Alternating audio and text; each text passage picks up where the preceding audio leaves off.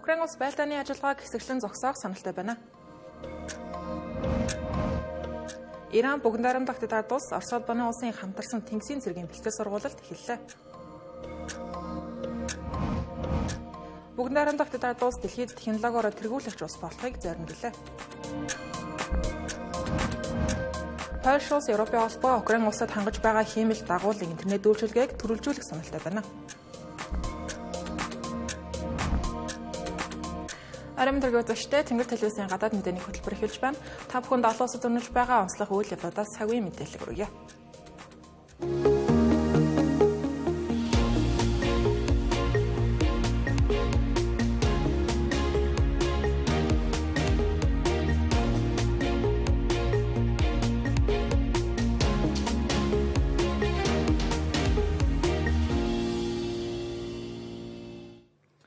Америкийн нэгдсэн улсын төрийн нарийн бичгийн дарга Марко Рубио инхий хэрэлцээрийн хүрээнд Украин улс газар нутгийнхаа тодорхой хэсгээс татгалзаж буулт хийхэд хүрч магадгүй гэлээ. Тэрээр өнөөдөр Сауди Арабийн Жидда хотод болох Америкийн нэгдсэн улс болон Украины дипломатуудын уулзалтанд оролцохын өмнөхөн сэтгүүлчдийн асуултанд хариулж байх үедээ тийхүү хэлсэн байна. Тэрээр дайныг цааш зогсоож заяг тайванд хүрэхийн тулд Орос улбаны улсчдэр Украинчдэр аль аль нь харилцан буулт хийх хүнд хэцүү шийдвэр гаргахаас өөр аргагүй ирүүзэж байгаагаа илэрхийлсэн байна. Ингэхдээ Орос улбаноос Украины бүх газар нутгийг эзлэх боломжгүй нөгөө талдаа Украин ч гэсэн газар нутгаа 2014 оноос өмнөх байдалд оруулах магадлал бага хэцүү гэсэн байна. Түүний хувьд өнөөдрийн уулзалтын үеэр Украинд ямар нэгэн нөхцөл тулгахгүй харин инхийн хэлэлцээр байгуулахад бэлэн байгаа хэсэг хэлэлцээрийн ямар боломжит хувилбарууд гаргахыг нь сонсож Орос улбаны улсын байр суурьтай харьцуулж үзэх юм байна. Владимир Зеленский өнгөрсөн шин Сауди Араби улсад ирсэн байгаа. Өнөө өглөө Сауди Арабийн угсаа залгамжлах ханхүү Мохаммед бин Салмантай уулзсан. Тэрээр Америкийн нэгдсэн улс болон Украины Жидда хотод болох уулзалтанд оролцохгүй ч гэлээ. Гадаад хэргийн сайд Андрей Сибиха, Батлан хамгааллын сайд Рустем Умеров зэрэг төлөөлөгч нар нь оролцсон. Харин Америкийн нэгдсэн улсын төлөөлөгчдийн бүрэлдэхүүнд Марко Рубиогоос гадна Дональд Трампын ойролт орндох элч төлөөлөгч Стеф Витков, үндэсний аюулгүй байдлын зөвлөх Майк Валц нар оролцох ба. Уулзалтын үеэр Украины талаас байлдааны ажиллагааг хэсэгчлэн зогсоох санал дэвшүүлэх төлөвтэй байна. Тодорхойлбол агаар болон тэнгисийн байлдааны ажиллагааг төрөх хугацаанд зогсооно гэж Украины албаны сурвалжууд AFP агентлагт мэдээлсэн байна. Гэхдээ Орос улбаны улсын талаас ийм төрлийн түр гал зогсоох саналыг Украины айранд цаг хожих гэсэн оролдлогоо өргөзөн няцааж байсан удаатай. Харин Марко Рубиогийн хувьд Украины энэ саналыг дэмжих байр суурьтай байгаа юм байна. Тэрээр ганц энэ саналаар дайн дуусахгүй нь ойлгомжтой ч гэлээ мөрөлдөөнийг эцэслэхэд зайлшгүй шаардлагатай нөхцөл мөн байж болох юм а гэсэн байна. Марко Рубио Саудын Арабид айлчилж Украины төлөөлөгчтэй хэлэлцснийхээ дараа Канада улсыг зорих байгаа. Канада улсад 7-гийн бүлгийн гадаад хэргийн сайд нарын уулзалт 3 дугаар сарын 12-ноос 14-ний өдрүүдэд болох гэж байна. Энэхүү уулзалттай холбоотой бас нэгэн анхаарал татсан мэдээллийг Марко Рубио өнөө өглөө өгсөн байна. Тэрээр Америкийн нэгдсэн улс 7-гийн бүлгийн уулзалтын үеэр Орос улбаны улсыг өдөөн хатгасан. Дайнд Орос улбаны улсыг элтэд буруутгасан шинжтэй үг хэллэг ашиглахаас татгалзнаа зайлсхийнэ гэсэн байна. Учир нь ийм үг хэллэг ашиглах нь хоёр талын яриа хэлцээг урагшлуулах тухай Америкийн нэгдсэн улсын байр суурьтай нийцэхгүй гэж үзсэн байна. Үүнийг нь Европын улс орнууд эрс эсэргүүцэх нь бол мэдээж өмнөх 7-гийн бүлгийн уулзалтуудад Орос улбаны улсыг Украины газар нутагт түрэмгийлэл үйлдсэн гэж буруу шаасан утгатай яриа хэлэлцээрүүд хамтарсан мэдээллүүд гарсаар ирсэн байна. Марко Рубио энэ тухайд Европын улс орнууд Америкийн нэгдсэн улсын байр суурийг эсэргүүцэж болох ч гэлээ одоогоор хэлэлцээр хийх боломжийг бүрдүүлж байгаа цорын ганц улс нь Америкийн нэгдсэн улс байна гэх тайлбарыг өгсөн байна. Эргэн сануулгад өнгөрсөн сарын 24-ний өдөр болсон Нэгдсэн үндэсний байгууллагын ерөнхий ассамблеийн хурлын үеэр Америкийн нэгдсэн улс Орос улбаны улсыг Украин улсын газар нутагт түрэмгийлэл үйлдсэн гэж үзэхээс татгалзаж энэ ч өөр Европын холбоотон орнуудынх нь чамгүй завчирдуулахад хүрсэн байдаг.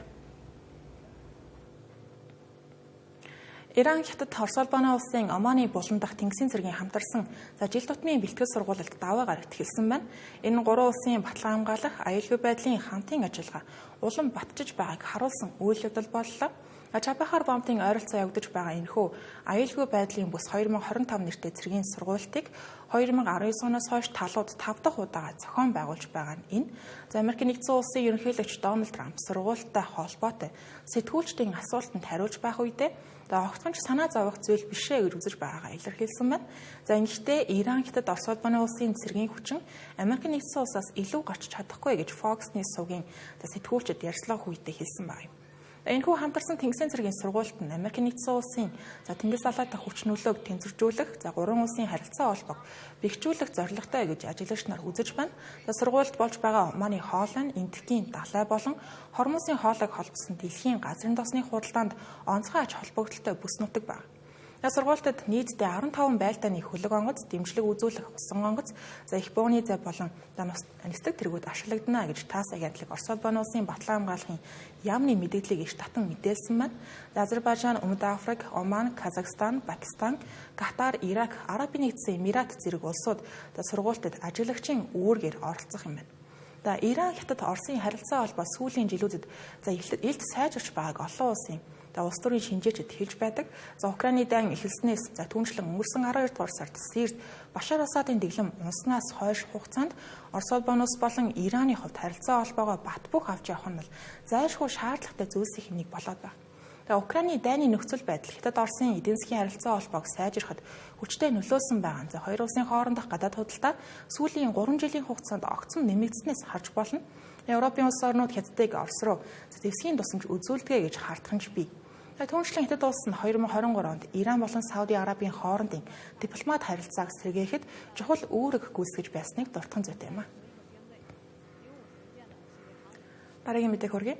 Хятад улсын улс төрийн зөвлөлдөх дээд байгууллагын жил тутмын чуулган 7 хоногийн турш үргэлжилж өнөөдрөөр өндөрлөж байна. Чуулган Хятад улсын өнцөг болон бүрээс ирсэн 3000 гаруй улс төрийн өндөр албан тушаалтнууд оролцож Хятад улсыг дэлхийд технологиороо тэргүүлэгч улс болох зорилтыг дэвшүүлсэн байна. Үүний зэрэгцээ эдийн засгийн өсөлтийг хангахын тулд засгийн газрын хөрөнгө оруулалтыг нэмэгдүүлэхээр болсон байна. Одоогийн байдлаар Хятад улсын эдийн засагт ажилгүйдэл, дефляц, хөрөнгөний зах зээлийн уналт зэрэг олон тулгамдж байгаа асуудлууд бий. Үүн дээр нэмээд дэлхийд тэргүүлэгч эдийн засгтай улс болох Америкийн нэгдсэн улсын шинэхэн ерөнхийлөгч Дональд Трамп Хятад улсын эсрэг галийн тарифыг он гарснаас хойш 2 удаа нэмсэн байна. Өгөөж зогсохгүй Америкийн нэгдсэн улсын компаниудын Хятад улсад хийх хөрөнгө оруулалтад хязгаарлалт тавигдж магадгүй байна. Тиймдээ ч энэ жилийн чуулган эдийн засагт учирч болцсошгүй гадны хүчин зүйлсийн эсрэг бэлтгэлтэй байх, үйлдвэрлэлийн хүчин чадлаа сайжруулах, ажил эрхлэлтийг дэмжих, хэрэглэгчдийн эрэлтийг нэмэгдүүлэхэд чиглэсэн байна. Үүнтэй холбоотойгоор чуулганы үеэр хөндөгдсөн гол сэдвүүдийн нэг нь яхаа аргагүй хиймэл оюун байгаа юм. Хятадын DeepSeek компани хөгжүүлсэн хэлний загвар оны ихээр танилцуулагдаж, Америкийн нэгдсэн улсын технологийн салбарыг бас сандаргаа дамжсан. Жо Байдны үед хиймэл оюуныг хөгжүүлэлтэд нийт шаардлагатай өндөр хүчин чадалтай хагас дамжуулагч чипүүд Америкийн нэгдсэн улсаас Хятад улс руу экспортлогдох боломжгүй болсон байна. Гэсэн хэдий ч DeepSeek компани Nvidia-гийн харьцангуй хямд үнэтэй хуучин загварын чипүүдийг ашиглан зах зээлд өрсөлдөхүйц хүчин чадалтай хиймэл оюуны загварыг бүтээж чадсан байна. Үүнтэй холбоотойгоор Хятадын эрх баригчид технологийн салбартаа илүүтэй анхаарал хандуулж хэлсэн байна. Энэ жилийн чуулганаас томрон харагдаж байгаа юм. Чуулганы үеэр Хятад улсын эрх баригчид хиймэл оюун, квант технологи, биотехнологи, 6G сүлжээ зэрэг технологийн салбаруудад хөрөнгө оруулалтыг огцом нэмэгдүүлэх тухай шийдвэр санаачилгуудыг гаргасан байна. Тухайлбал технологийн хөгжлийг дэмжих зорилгоор 1.80 юан буюу 138 тэрбум $, бүхий хөрөнгө оруулалтын санг Хятад улс байгуулах болсон байна. Цааш Хятад улсын эрх баригчид Америкийн нэгдсэн улсын нэмэлт татварын улмаас экспорт саарах магадaltaй байгаа учраас дотоодын эрэлт хэрэглээг эдийн засгийн гол хөдөлгөөрэй гэж тодорхойллоо. Дотоодын эрэлтийг нэмэгдүүлэх тухайд төсвийн алдагдлын хэмжээг 4% хүргэхээр шийдсэн байна. Энэ нь сүүлийн 10 гаруй жилийн хугацаанд дохиогүй өндөр үзүүлэлт болж байгаа. Төсвийн алдагдлын хэмжээг ийм өндөр түвшинд тавьж байна гэдэг нь засгийн газар зарлаа нэмэх гэж байгааг илэрхийлж болно. Дашрам дуртагт Хятадын гадаад хэргийн яамны сайд банги олонний анхаарлыг татсан нэгэн мэдээллийг чуулганы үеэр хийсэн байгаа. Тэрээр Америкийн нэгдсэн улсын тарифын бодлогын талаар ярьж байх үедээ Америкийн нэгдсэн улс Хятадын эсрэг тарифын дайн, худалдааны дайн, мөн өөр ямар төрлийн дайн зарласан бай эцсээ хүртэл тэмцэх болно гэж хэлсэн байдаг. Энэ ч тухайн үед олон улсын хэвлэлүүдийн онцлог сэдэв болж газар авсан байдаг. Франц улсын хиймэл дагуулын оператор Eutelsat компани хувьцааны үн 7 хоногийн хугацаанд 4 дахин өссөн байна. Eutelsat нь энгийн нэгэн хиймэл дагуулын оператор компани биш, харин Украинд ашиглагдаж байгаа Starlink хиймэл дагуулын үйлчилгээг орлох хамгийн өндөр магадaltaй байгаа компани. Сүүлийн үед Европын холбоо болон Польш улс Starlink-ээс татгалзаж магадгүй гэсэн мэдээ газар аваад байна. Учир нь өнгөрсөн ням гарагт Америк нэгдсэн улс болон Польшийн улс төрийн өндөр албан тушаалтнууд Украинд ашиглагдаж байгаа Starlink хиймэл дагуулын үйлчилгээг зогсохгүйтэй холбоотой нэлээд ширүүн маргаан X платформ дээр өрнүүлсэн байна. Маргааныг ерөнхийдөө Starlink-ийн үүсгэн байгуулагч Elon Musk эхлүүлсэн гэж хэлж болно. Тэрээр хэрвээ би Starlink-ийн үйлчилгээг зогсоовол Украины бүх фронтын шугам дуран унах болно гэж хэлсэн байна. Үүнийг Польш улсын гадаад хэргийн сайд Радослав Сикорский сүрдүүлгийн шинжтэй мэддэг гэж хүлээн авсан. Улмаар Starlink-ийн үйлчилгээнээс татгалзахаас өөр аргагүй болно шүү гэж анхааруулсан байна. Мөн түрэмгийлэлд өртсөн улсын эсрэг сүрдүүлгийн шинжтэй ийм мэдээлэл хийх нь ёсцон хувьд ч хүлээн зөвшөөрөхөөр зүйл бишээ гэж Сардоски хэлсэн байна. Польш улс нь Украинд ашиглагдаж байгаа Starlink-ийн үйлчилгээний төлбөрт жилдээ $50 сая зарцуулдаг юм байна. Хиймэл дагуулын үйлчилгээ нь Украины зэвсэг хүчний хувьд харилцаа холбоонд нь чухал ач холбогдолтой нь бол мэдээж. Тиймдээ Радослав Сикорский хэрвээ Starlink найдвартай бос байвал өөр нийлүүлэгч хайхаас өөр аргагүй төрнө гэсэн байна. Elon Musk Радослав Сикорский нарыг тийхүү маргалдаж байхдаа зэрэгцэн маргааныг намжаахаар Америк нэгдсэн улсын төрийн нарийн бичгийн дарга Марко Рубио оролцож эхэлсэн ч гэлээ нөхцөл байдал тийм ч их дээрцэнгүй. Тэрээр Радослав Сикорскийг талархах ёстой. Хэрвээ Starlink байгаагүй бол Украины зэвсэг хүчин аль хэдийн ялагдах байсан гэх утгатай үгсийг хэлсэн байгаа нь бол Elon Musk-ийн анхны мэдээлэлтэй утга нэг байгаа юм. Нөхцөл байдалтай холбогдуулан өчигдөр Польш улсын ерөнхий сайд Дональд Туск мэдээлэл хийхэд хүрсэн байна. Тэрээр жинхэнэ манлайлал гэдэг нь түншүүд холбоотнуудаа хүндэтгэхийг хэлнэ. Бардамнал хизээж байж болохгүй гэж тэрээр англи хэл дээр ийм хүн мэдээлэл хийсэн байна. Түүний энэ мэдээлэл ямар нэгэн нэр зохиогүй боловч Starlink-ийн асуудлаар олон нийтийн сүлжээнд ширүүн маргаан үнэсний дараа гарсан байгаа учраас энэ хэрэг явдалтай холбоотой гэж ажиглагч нар үзэж байна. Үүний өмнөхөн өнгөрсөн 7 хоногт Америк нэгдсэн улсын талаас Украинд ашигт малтмлын олборлолтой холбоотой гэрээ байгуулж чадахгүй бол Starlink-ийн үйлчилгээг хааж болцсохгүй гэсэн мэдээлэл гарсан байдаг. Улмаар Польш улсын шадар сайд Кшиштоф Кавковский 3 дугаар сарын 5-ны өдөр Украинд Starlink-ийн үйлчилгээг зогсоох нь Америк нэгдсэн улс болон Польшийн дипломат харилцаанд асуудал үүсгэж болцсохгүй гэж анхааруулсан. Мөн Польш болон Европын холбоо Украинд хангаж байгаа хиймэл дагуулын интернет үйлчилгээг төрөлжүүлэхээр ажиллаж байгаа гэдгийг хэлсэн. Мөн боломжит компаниудын дунд Франц улсын Eutelsat компани байгааг мэдээлсэн. 3 дугаар сарын 4-ний өдөр Eutelsat Европын холбоотой хамтран Украинд нэмэлт интернетийн үйлчилгээ үзүүлэх талаар хэлэлцэж байгаа албан ёсоор зарласан байдаг. Eutelsat-ийн хүчин чадал Starlink-ийг орлож чадах хэсэг тухайд одоогоор тодорхой мэдээлэл байхгүй байна. Дараагийн ослог мэдээ хүргэе. Румын улсын иргэдийн дунд Орос улбаны улсуу Европын холбоо юу гэсэн хуваагдмал байдал эрс нэмэгдлээ. Өнгөрсөн 7 хоногт Румын улсын сонгуулийн ерөнхий ороо улс төрийн хэд барууны үзэлтэй мөн Орос улбаны улсыг баримтлагч гэх шүүмжлэлд чамгүй ихээр өрсдөг Келен Жоржеског ерөнхийлөгчийн дахин сонгуульд өрсөлдүүлэх боломжгүй гэж үзсэн байна.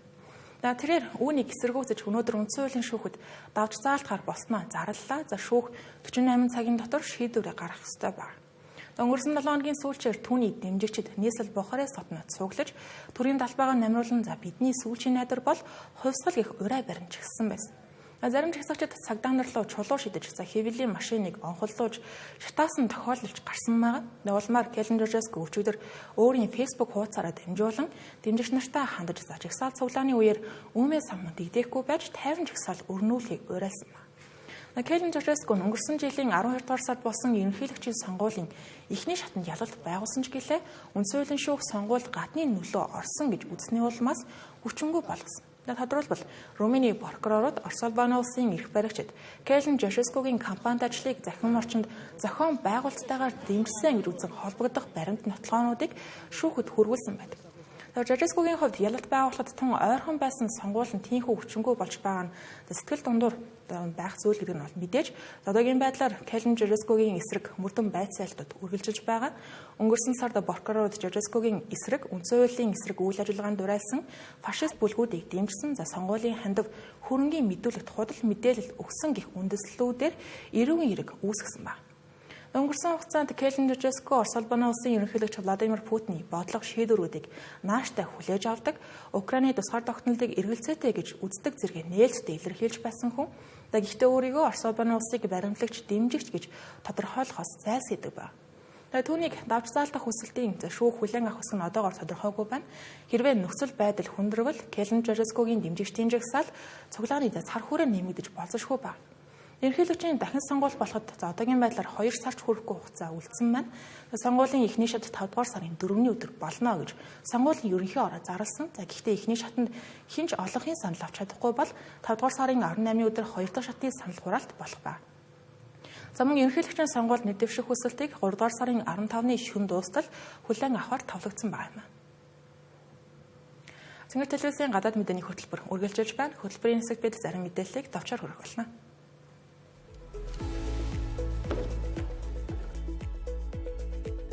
Улсын хөрөнгийн зах зээл даваа гарагт огцон уналтанд орлоо. S&P 500 индекс 2%-аар, Dow Jones 0.9%-аар, Nasdaq 3.5%-аар тус буурсан байна.